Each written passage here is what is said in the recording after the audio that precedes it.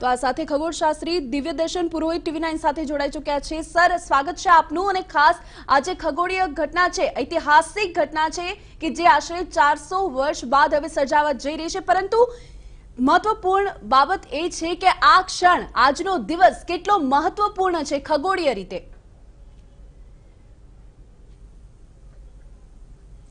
બહુ જ મહત્વપૂર્ણ ગણાય, કેમ કે જીવનકાળ દરમિયાન વ્યક્તિ એક કે બે વખત જ જોઈ શકે એવી ઘટના થવા જઈ રહી છે। છેલ્લે 1603 ની અંદર આ બે ગ્રહો શનિ અને ગુરુ આટલા નજીક આવ્યા હતા, એટલે 400 વર્ષ પછી બંને ગ્રહો નજીક આવ્યા છે। 400 વર્ષ કોણ જીવવાનું છે, એટલે આપણે પહેલી વાર જોઈ રહ્યા છે આટલા નજીક। 2000 ની સાલમાં આ બંને ગ્રહો નજીક આવ્યા હતા, પરંતુ આટલા નજીક નતા। હવે 2040માં નજીક આવશે, પરંતુ એ આટલા નજીક નહીં હોય। આનાથી વધારે નજીક જોવા હોય તો 2080 ની ઓક્ટોબરની રાહ જોવી પડે। હવે એટલું લાંબુ પણ કોણ જીવવાનું છે? એટલે આપણા જીવન ચક્રની અંદર, જીવનકાળની અંદર માત્ર કદાચ એક વાર જોઈ શકાય એવી આ ઘટના થવા જઈ રહી છે। એટલે એનું મહત્વ છે માનવની દ્રષ્ટિએ, અને ખગોળીય દ્રષ્ટિએ એનું બહુ જ મહત્વ છે, કેમ કે એક જ ફિલ્ડ ઓફ વ્યૂ ટેલિસ્કોપથી જ્યારે જોઈએ ત્યારે એક જ ફિલ્ડ ઓફ વ્યૂની અંદર બંને ગ્રહો આવી જશે। એટલે એ મારી દ્રષ્ટિએ ખૂબ જ અદ્ભુત ઘટના છે। બે ગ્રહોને, શનિ અને ગુરુને, એક જ ફિલ્ડ ઓફ વ્યૂમાં જોવા અસંભવ છે। એ આ 20 વર્ષે એકવાર જોવા મળે છે અને આજે જોવા મળી રહ્યા છે। જી ચોક્કસથી, જ્યારે આ પ્રકારનો દુર્લભ સંયોગ છે તે સર્જાયો છે, ત્યારે ખગોળશાસ્ત્રીઓ કયા કયા મુદ્દાઓ છે તેના પર અભ્યાસ કરતા હોય છે અને તેની આગામી અસર વિશે શું કહી શકાય? આ એક સેલેસ્ટિયલ ઇવેન્ટ છે, એટલે કે આકાશીય ઘટના છે। શનિ, ગુરુ અને પૃથ્વીના પરિભ્રમણને કારણે સર્જાતી ઘટના છે। એટલે એની માનવ જીવન પર કોઈ દૂરગામી અસર પડતી નથી, પરંતુ આ ખગોળની દ્રષ્ટિએ બહુ મહત્વની ઘટના છે। બાળકોને શનિ કોણ છે, ગુરુ કોણ છે, ગુરુના કેટલા ચંદ્ર છે આજે જોઈ શકાશે સ્પષ્ટ રીતે। શનિના વલયો પણ આજે લોકો ઇગરનેસને કારણે ટેલિસ્કોપ વાપરશે એટલે જોઈ શકશે। અને બંને શનિના વલય, ગુરુ અને એના 4 ચંદ્રો, 3 વસ્તુ એક સાથે એક જ ટેલિસ્કોપમાં જોવા મળશે। એટલે એક બહુ મહત્વની ઘટના છે। સાથે સાથે આજે ઉત્તરાયણનો દિવસ છે, વિન્ટર સોલ્સ્ટાઇસ, એટલે સૂર્યનારાયણ બપોરે 3:32 ઉત્તર તરફ ફરવાનું શરૂ કર્યું। એટલે આજે હવે આપણે ત્યાં ટૂંકામાં ટૂંકી રાત અને લાંબામાં લાંબી રાત અને ટૂંકામાં ટૂંકો દિવસ છે। હવે ઉત્તર તરફ સૂર્યનારાયણ ફરશે, એટલે આ પણ એક મહત્વની ઘટના સર્જાઈ રહી છે। એટલે મારી દ્રષ્ટિએ, ખગોળીય દ્રષ્ટિએ, શૈક્ષણિક દ્રષ્ટિએ બહુ જ મહત્વની ઘટના સર્જાઈ રહી છે। જી ચોક્કસથી, ગુરુ અને શનિ આ બંને ગ્રહો આ વર્ષે અને આજની જે આ ઘટના છે આ ક્ષણે સૌથી વધારે નજીક આવ્યા છે, અને બંને વચ્ચેના જો અંતરની વાત કરીએ તો 0.1 અંશ જેટલું અંતર છે। અને જો સામાન્ય ભાષામાં આપણે વાત કરીએ કે સામાન્ય લોકો સમજી શકે તેના માટે, તો આ અંતર સામાન્ય શબ્દોમાં આપ જણાવશો કે કેટલું હોય છે? બહુ સરસ ક્વેશ્ચન છે। આપણે જે ચંદ્ર પૂર્ણિમાનો જોઈએ છે તે અડધી ડિગ્રીનો હોય છે। હવે અડધી ડિગ્રીનો પણ 10મો ભાગ 0.1 ડિગ્રી, એટલે સાદી ભાષામાં તો હાથ લાંબો કરી અને અંગૂઠો આપણો આવે, એની પાછળ બંને ગ્રહો આવી જાય, એટલી નજીકના અંતરે છે। અત્યારે તમે આકાશમાં જોશો, દેખાઈ જ રહ્યા છે બંને ગ્રહો, તો એકદમ નજીક છે। શનિ અને ગુરુને બાયફર્કેટ કરવા પણ અઘરા છે, કેમ કે ગુરુ વધારે તેજસ્વી છે, -2 મેગ્નિટ્યુડ, અને શનિનો +1.2 મેગ્નિટ્યુડ છે, એટલે બંનેને બાયફર્કેટ કરવા બી અઘરા પડી જાય, એટલા નજીક ચાલી રહ્યા છે। એટલે એક અંગૂઠાની પાછળ બંને ગ્રહો આવી ગયા છે। એટલું સુંદર દ્રશ્ય અત્યારે આકાશમાં સર્જાયું છે 400 વર્ષ બાદ। જી ચોક્કસથી, 400 વર્ષ બાદ આજે નજારો જોવા મળી રહ્યો છે। અને ખાસ કરીને જ્યારે પણ કોઈ કુદરતી કે ખગોળીય ઘટના સર્જાય છે તો હંમેશા તેની પૃથ્વી પર અસર જોવા મળતી હોય છે, જેમ કે ઘણીવાર સમુદ્રમાં ભરતી આવતી હોય છે કે ઓટ આવતી હોય છે કે ક્યારેક કંપન આવતા હોય છે, અનેક પ્રકારની અસર થતી હોય છે। ત્યારે આ જે દુર્લભ સંયોગ છે તેનો પૃથ્વી પર કોઈ અસર પડશે ખરી? અને જો પડશે તો કેવી ઇમ્પેક્ટ રહેશે, નેગેટિવ કે પછી પોઝિટિવ? ના, આની પૃથ્વી પર અસર જે થાય છે તે ચુંબકીય બળોની, એટલે ખાસ કરીને ગ્રેવિટેશનલ ફોર્સની થાય છે। ચંદ્ર અને સૂર્ય, ચંદ્ર ખૂબ નજીક છે અને સૂર્ય ખૂબ વિરાટ છે, એટલે બંને જ્યારે પૂનમ અને અમાસે હોય ત્યારે ભરતી અને ઓટની સંભાવના હોય, સુપરમૂન હોય ત્યારે ધરતીકંપની સંભાવના વધતી હોય છે, ઋતુમાં થોડા ફેરફાર થવાની ટેમ્પરરીલી વધતી હોય છે।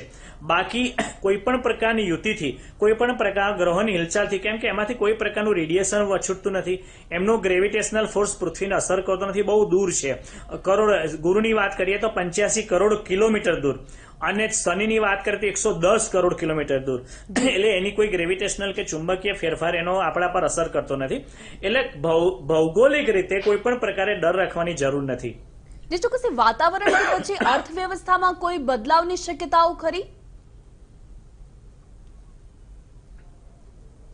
નહીં, વાતાવરણમાં જે બદલાવ થઈ રહ્યો છે કે અત્યારે ચાલી રહ્યો છે એ ડ્યુ ટુ ક્લાઇમેટ ચેન્જ. આપણે જે કાર્બન ડાયોક્સાઇડ ઉત્પન્ન કરી દીધો 415 પાર્ટિકલ્સ મિલિયન, એને કારણે ક્લાઇમેટ ચેન્જ એટલે એક્સ્ટ્રીમ વેધર ઇવેન્ટ ચાલી રહ્યા છે. એને કોઈ પણ પ્રકારના સેલેસ્ટિયલ ઇવેન્ટ સાથે એટલે ખગોળીય ઘટના સાથે કોઈ પ્રકારની લેવા દેવા નથી. ઇવન સૂર્ય પ્રશાંત અવસ્થામાંથી અશાંત અવસ્થામાં જઈ રહ્યો છે, સોલાર મેક્સિમમ તરફ પ્રસાર થઈ રહ્યો છે, તેમ છતાં એની પણ કોઈ અસર અત્યારે ક્લાઇમેટ પર વર્તાઈ રહી નથી. એટલે આ પ્રકારના બહુ કરોડો કિલોમીટર દૂર બેઠેલા નાના નાના ગ્રહો સૂર્યની અપેક્ષાએ એની અસર પૃથ્વી પર ક્લાઇમેટ પર થવાની કોઈ પણ પ્રકારની સંભાવના બિલકુલ પણ નથી, ઝીરો છે. જે ચોક્કસ હવે આપણે પૃથ્વી સિવાયની વાત કરીએ, અવકાશની વાત કરીએ તો જ્યારે આ જે મહાયુતિ સધાય છે તો તેની અન્ય ગ્રહો પર અસર પડે છે ખરી? ના, કેમ કે સૌરમંડળના દરેક ગ્રહો પોતપોતાની ઓર્બિટમાં પરિભ્રમણ કરતા હોય છે. દરેકનું પોતાનું ઇન્ક્લિનેશન પોતાની ધ્રુવા પર, જેમ પૃથ્વી 23.5 અંશ નમેલી છે એ પ્રમાણે દરેકની પોતાની ઓર્બિટ સૂર્યની સાપેક્ષે અલગ અલગ હોય છે. બધા એકબીજા સાથે ગ્રેવિટીથી સંકળાયેલા છે, સૂર્યની ગ્રેવિટીથી, પરંતુ એકબીજાને કારણે એની કોઈ અસર હવે થવાની નથી. જ્યારે સૌરમંડળ બન્યું આજથી 4.5 અબજ વર્ષ પહેલા, ત્યારે ગુરુ અને શનિની ગ્રેવિટીને કારણે બીજા ગ્રહોની ઉત્પત્તિ થઈ હતી. પરંતુ અત્યારે હવે કોઈ પણ પ્રકારના સંજોગો નથી કે કોઈ પ્રકારના ગ્રહોને કારણે બીજા ગ્રહોને અસર થાય એવું બિલકુલ નથી અત્યારે. ચોક્કસ, એટલે અન્ય ગ્રહો પર કોઈ અસર જોવા નહીં મળે. ખાસ કરીને જ્યારે પણ બે ગ્રહોની યુતિ સધાય છે તે સામાન્ય ઘટના છે અને વર્ષોથી થતી આવી છે, પરંતુ આ ઘટના છે તે ખૂબ જ ખાસ છે, કારણ કે ગુરુ અને શનિની વાત થઈ રહી છે તો આ જે યુતિ સધાઈ રહી છે તેને મહાયુતિ કહેવામાં આવી રહી છે, વિશેષ કહેવામાં આવી રહ્યું છે. શા માટે? બિલકુલ, કેમ કે ગુરુ એ 12 વર્ષે સૂર્યની પ્રદક્ષિણા કરે છે અને શનિ કેમ કહું છું, ધીરે ધીરે ચાલે, એટલે 30 વર્ષે સૂર્યની પરિક્રમા કરે. એટલે 30 અને 12 વર્ષને ભેગા કરી એટલે એક વર્ષની અંદર 12 ડિગ્રી કાપે અને શનિ મહારાજ 1 વર્ષની અંદર 6 ડિગ્રી કાપે. એમ કરતા કરતા 20 વર્ષે એ 360 નું અંતર પૂરું કરે, એટલે 20 વર્ષે બંને ગ્રહો એકબીજાની બાજુમાં આવે. એટલે આપણા માટે અદ્ભુત યુતિ છે. દરેક વર્ષે યુતિ તો સર્જાતી હોય, પણ તમે ગુરુ ને શનિ પાછલા તારીખોમાં કોઈ બી ઉઠાવીને જોશે તો ઇતિહાસમાં જોવા મળશે નહીં ગુરુ ને શનિની આવી અદ્ભુત યુતિ 2000ની સાલ સુધી જોવા નહીં મળે.